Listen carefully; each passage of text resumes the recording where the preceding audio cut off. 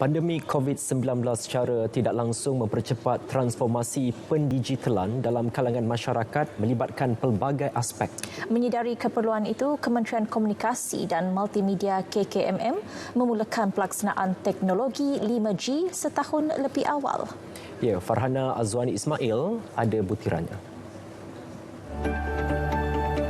Tahun ini, KKMM menyasarkan untuk menyediakan sambungan talian tetap bagi 7.5 juta premis, meluaskan libutan 4G ke 96.9% kawasan berpenduduk, meningkatkan kelajuan purata jalur lebar, mudah alih kepada 35 MB per saat selain mengalihkan semua spektrum 3G kepada 4G. Ini bermakna teknologi 3G tidak lagi dapat berfungsi sebelum akhir tahun ini bagi memberi laluan kepada teknologi 4G dan 5G. Secara keseluruhannya, jendela berjalan dengan lancar, juga mencapai matlamat-matlamat yang telah ditetapkan dari awal. Tetapi yang paling mustahak ialah kita telah mempercepatkan pelaksanaan 5G kira-kira setahun lebih awal. Dalam plan jendela, 5G deployment is at the end of next year. Tetapi I think we have brought it forward untuk pelaksanaannya pada hujung tahun ini juga.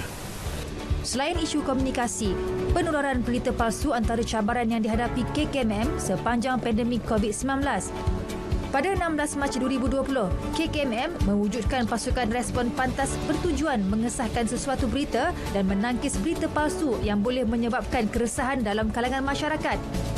Dalam tempoh setahun ini juga, KKMM berjaya memperkukuh infrastruktur keselamatan cyber negara dengan berpandukan Strategi Keselamatan Cyber Malaysia 2020 hingga 2024. Sistem utama yang digunakan oleh kerajaan dan sektor swasta juga sentiasa dipantau agar tidak digodam. Malah, KKMM turut mengadakan kajian dan penyelidikan bagi mewujudkan Akta Anti-Buli Cyber dalam menjamin keselamatan pengguna cyber.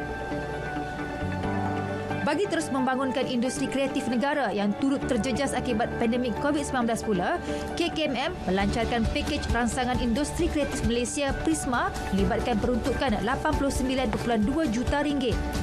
Prisma memanfaatkan lebih 9,000 penggiat seni di samping mewujudkan 40,000 peluang pekerjaan. Selalunya dalam sesebuah drama yang kita nampak atau filem yang kita nampak ialah pelakon dia. So kita tahu kita ada pelakon, kita ada penulis skrip, kita ada sebagainya. Tetapi purata bagi setiap production house sama ada mengeluarkan filem ataupun drama, 80% daripada crew members itu kita tak nampak di layar. These are the cameraman, the technician, sampailah kepada juru gegas, the runners, and don't forget kita juga bagi job kepada caterer yang menyediakan makanan, kepada pengusaha kenderaan yang menyediakan transportation. So dia punya efek itu panjang. Sebab itu saya selalu fight apabila SOP nak membenarkan syuting, nak membenar ni, saya selalu kata betul lah filem dan nyanyian itu dianggap sektor sosial, tapi di situ ada ribuan mulut yang perlu disediakan makanan. So it is a social sector, but it is actually a job for thousands of people. Jadi kita harus bantu mereka.